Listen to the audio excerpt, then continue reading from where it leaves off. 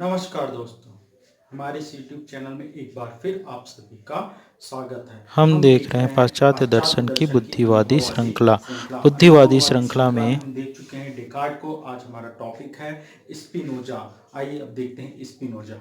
Spinoza यह एक एक सर्वेश्वरवादी हैं, सर्वेश्वरवादी और यह एक बुद्धिवादी अनुभववादी हैं। इनका जन्म 1632 ईस्वी में हॉलैंड में हुआ था। इनकी मृत्यु 1677 ईस्वी में हेग में होती है। इनका एक प्रसिद्ध ग्रंथ था एथिक्स, जो नीतिशास्त्र पर आधारित था। यह एक बुद्धिवादी दार्शनिक है तथा इन्होंने अपनी दर्शन की विधि में ज्यामिति के विधियों का प्रयोग किया। यह एक गणितज्ञ थे और इन्होंने अपने दर्शन को कहीं न कहीं विज्ञान बनाने का प्रयास किया। यह डेकार्ट के आगे के क्रम के हैं और स्पिनोजा में जो मूल रूप से परीक्षा के पॉइंट ऑफ व्यू से पढ़ा जाता है वो उनके सर्वेश्वरवाद को पढ़ा जाता है। चलिए अब इन्हें वन बाय वन हम देखते हैं।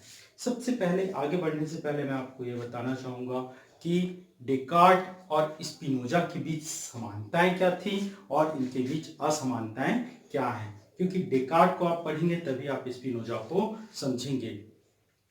डेकार्ट और स्पिनोजा के बीच जो मुख्य समानता है वह है कि दोनों ही बुद्धिवादी दार्शनिक हैं, दोनों ही जगत को यंत्रवत मानते हैं, दोनों ने गणित को ज्ञान का आधार बनाया और दोनों ने ही रूढ़िवाद का खंडन किया है। वहीं अगर मैं असमानताओं की बात करूं तो दोनों ही अपनी कुछ बातों को लेकर आपस में असमानताएं प्रकट करते हैं। पहले डेकार्ट आते हैं, उन्होंने कुछ मूलभूत बातें दी जिनका स्पिनोजा ने खंडन किया। जैसे डेकार्ट एक ईश्वरवादी हैं जबकि स्पिनोजा सर्वेश्वरवादी हैं।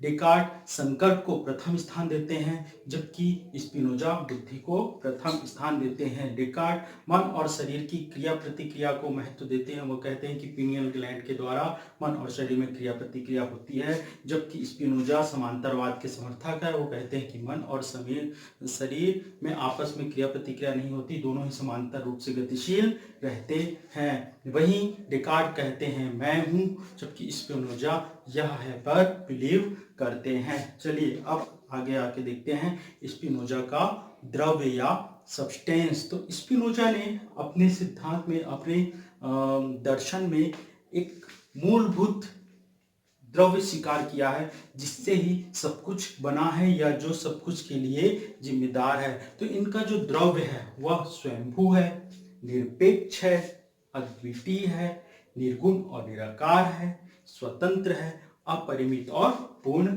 है। यही है स्पिनोजा का सब कुछ एक से ही निकल रहा सिद्धांत। इसे एकता का विजन भी कहते हैं। यही क्योंकि स्पिनोजा एक गणितज्ञ थे, इसलिए ये अपने इस दर्शन में रेखा गणित के पद्धति का पालन करते हैं। रेखा गणित में जैसे सब कुछ एक थ्योरम से निकल कर आता है, उसी तरह वो दर्शन में भी एक थ्योरम बनाना चाहते हैं कि सब कुछ एक से ही निकल रहा है, मतलब एक्सियोम के तरीके से एक ही से सब कुछ आ रहा है। इस तरीके का एक सिद्धांत बनाना चाहते हैं। इसे एकता का विजन भी कहा गया है। इसी रूप में वो अपने द्रव्य की परिभाषा गढ़ते हैं। और आप देखें तो स्पिनोजा का लक्ष्य जो है वह आध्यात्मिक परम सत्ता का अनुसंधान करना है। ये उनकी द्रव्य की कुछ परिभाषाएं हैं जिसे मैंने भी आपको बताया: स्वयंभू, निरपेक्ष, अद्वितीय, निर्गुण, निराकार, स्वतंत्र, अपरिमित और पूर्ण। ये स्पिनोजा का द्रव्य है। स्पिनोजा का जो द्रव्य है इसे ही वो ईश्वर की संज्ञा देते हैं। ईश्वर, सब कुछ ईश्वर है, लेकिन ध्यान रखिए हमारे ईश्वर की परिभाषा और स्पिनोजा की ईश्वर की परिभाषा में अंतर है। हमारा जो ईश्वर है वह क्रिएटर है, जबकि स्पिनोजा का ईश्वर क्रिएटर नहीं, निर्विकार है, उसका कोई आकार नहीं है। अब चलिए आइए देखते हैं इसके द्रव्य की परिभाषा कि द्रव्य है क्या।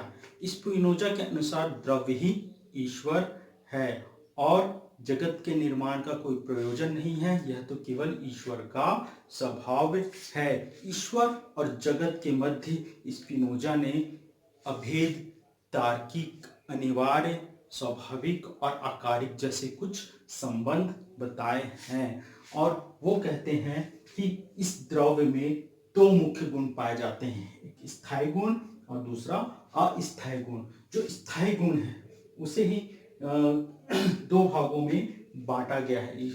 स्पिनोजा कहते हैं कि हमारे ईश्वर में जो है बहुत सारे गुण हैं। उन्होंने वैसे इन्हें निर्गुण कहा है, पर निर्गुण का यह अर्थ नहीं कि गुण ही नहीं है, उनमें अपार गुण हैं, परंतु हम उसमें से कुछ गुणों को ही समझ सकते हैं, जिसमें से प्रमुख है। तो द्रव के गुण हैं स्थायी गुण और अस्थायी गुण। द्रव का जो स्थायी गुण है वह चैतन्य और विस्तार है, जबकि उसका अस्थायी गुण पर्याय या मोड कहलाता है। पहले तो मैं आपको द्रव्य और पर्याय में अंतर बता दूं। द्रव्य एक है जबकि पर्याय अनेक है। द्रव पूर्ण है जबकि पर्याय अपूर्ण है। द्रव असीमित है, ईश्वर सीमित नहीं है, असीमित है, जबकि पर्याय उसका सीमित है। द्रव्य अनित्य है, उसकी नित्यता नहीं है, जबकि पर्याय क्या है, नित्य है। इस तरीके से द्रव के पर्याय है क्या?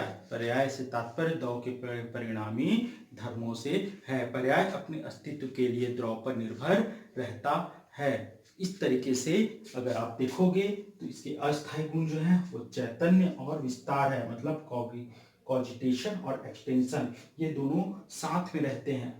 डेकार्ट अपने थ्योरी में कहता है कि मन और शरीर प्रतिक्रिया करते हैं, किसमें? पीनियल ग्लैंड में। इसी का खंडन करते हुए कहीं ना कहीं अपनी थ्योरी ऑफ पैरेलल, मतलब समांतरवाद का सिद्धांत देते हुए स्पिनोजा कहते हैं कि चैतन्य और विस्तार साथ में रहते हुए गतिशील रहते हैं, मतलब वे क्रिया प्रतिक्रिया नहीं करते, ये साथ में रहते हुए गतिशील रहते हैं। इस तरह मानसिक और शारीरिक क्रिया एक गाड़ी के दो पहिए हैं। इसका उन्होंने उदाहरण भी दिया है सूर्य का। उन्होंने कहा जैसे कि सूर्य की किरणें आपस में कॉम्प्लेक्स रूप में दिखाई देती हैं, मिक्सर दिखाई देती हैं, परंतु मिक्सअप नहीं होती, सभी अपनी अपनी दिशा में गतिमान रहती हैं और पैरेलल रहती हैं। उसी तरह इस हमारा जो द्रव्य है वह भी अपने दो गुण चैतन्य और विस्तार को लेकर समांतर रूप से गतिशील रहता है। वहीं इसका अपर्याय गुण है वह भी दो होता है, अनंत और शांत। जो अनंत गुण है वो ईश्वर का गुण है, जो शांत गुण है वो जगत का या जीव का गुण है। इसी को कहते हैं डॉक्ट्रिन ऑफ मोड्स। यही स्पिनोजा का डॉक्ट्रिन ऑफ मोड्स है, मतलब पर्याय का सिद्धांत है। तो जैसा कि मैंने अभी आपको बताया कि स्पिनोजा का द्रव्य ही ईश्वर है। तो ईश्वर के ज्ञान की प्राप्ति कैसे होती है, हम कैसे जान सकते हैं कि ईश्वर है? तो ईश्वर के ज्ञान के स्तर को उन्होंने तीन भागों में बांटा है। सबसे लोअर स्तर पर है इंद्रिय ज्ञान या काल्पनिक ज्ञान। इस ज्ञान के आधार पर हमें विश्व रूप का ज्ञान होता है, जिससे ईश्वर के बारे में पता चलता है। वहीं दूसरा है बौद्धिक, सेकंड स्तर जो है वो बौद्धिक स्तर है, मतलब तर्क बुद्धि पर आधारित। इससे हमें ईश्वर के विश्वात्म रूप का अनुभव होता है, विश्वात्म रूप का पता चलता है। वहीं सबसे ऊपर पे अंतः प्रज्ञा ज्ञान, मतलब अभेद का ज्ञान, जो सर्वोच्च ज्ञान है। स्पिनोजा ने अपनी सर्वेश्वरवाद में समानांतर का जो सिद्धांत दिया, जिसमें चैतन्य और विस्तार साथ में रहते हुए गतिशील रहते हैं, मानसिक और शारीरिक क्रिया गाड़ी के दो पहिए होते हैं। अब आइए देखते हैं ईश्वर का स्वातंत्रवाद या नियतत्ववाद, स्पिनोजा का स्वातंत्रवाद या नियतत्ववाद। तो देखिए स्पिनोजा का नियतत्ववाद ये है, ईश्वर के अतिरिक्त अन्य कोई भी द्रव विद्यमान नहीं है, यह स्वतंत्र है और प्रकृति के साथ तादात्म्य स्थापित करके रहता है। यह आंतरिक नियतवादी है, मतलब ये जो नियतवाद है, अगर कोई दूसरा द्रव स्थापित हो जाएगा तो कहीं ना कहीं दो द्रवों के मध्य सीमा चिन्ह आ जाएगी, सीमित कर देगी उनके गुणों को, जबकि ईश्वर तो असीमित है, इसलिए यह नियतवाद के सिद्धांत का पालन करता है। वहीं स्वातंत्र्यवाद, स्वातंत्र्यता, ईश्वर अपने स्वभाव व स्वच्छंद नहीं है, ईश्वर को अन्य जगत के निर्माण की स्वतंत्रता नहीं है। ईश्वर अपने स्वभाव वश ही जगत का निर्माण करता है, वह अपने मन से कुछ नहीं करता, मतलब ईश्वर अपने स्वभाव से कहीं ना कहीं बंधा हुआ है। ध्यान रखिए, मैंने पहले बताया यह ईश्वर हमारे ईश्वर की तरह नहीं है, यह एक द्रव्य है, सब्सटेंस है। अब इसके अलावा स्पिनोजा एक और शब्द देखते हैं, बौद्धिक प्रेम। स्पिनोजा के अनुसार मानव का सार गुण क्या है? बौद्धिक है। बौद्धिक जीवन कैसा होता है? स्वतंत्र होता है। यही बौद्धिक प्रेम है। बुद्धि के माध्यम से स्पष्ट ज्ञान की प्राप्ति होती है और इसलिए यह एक बौद्धिक प्रेम है। परंतु कुछ विचारकों ने इसे नकारा है कि बुद्धि और प्रेम एक साथ कैसे हो सकते हैं, पर और इसके आधार पर उनकी आलोचना भी की है। तो इस तरीके से अगर ओवरऑल देखा जाए तो स्पिनोजा का सरेश्वरवाद कहता है कि संपूर्ण सत्ता ईश्वर है और ईश्वर ही संपूर्ण सत्ता है, एकमात्र निरपेक्ष सत्ता है। मतलब ईश्वर को उन्होंने एकमात्र निरपेक्ष सत्ता कहा है। ईश्वर के अतिरिक्त उन्होंने किसी अन्य द्रव को स्वीकार नहीं किया है।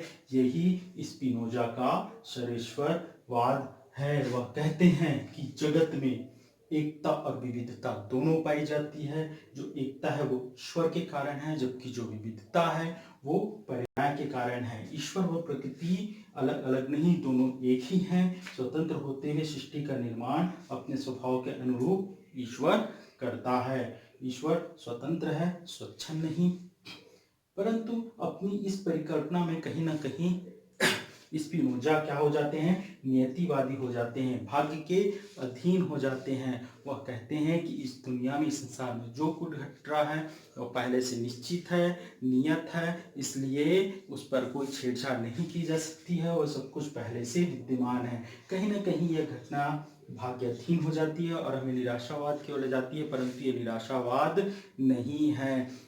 स्पिनोजा कहते हैं कि सुख और दुख यह सब भाग्याधीन है, परंतु इसका यह मतलब नहीं कि हम नीति या निराशावादी बन जाएं।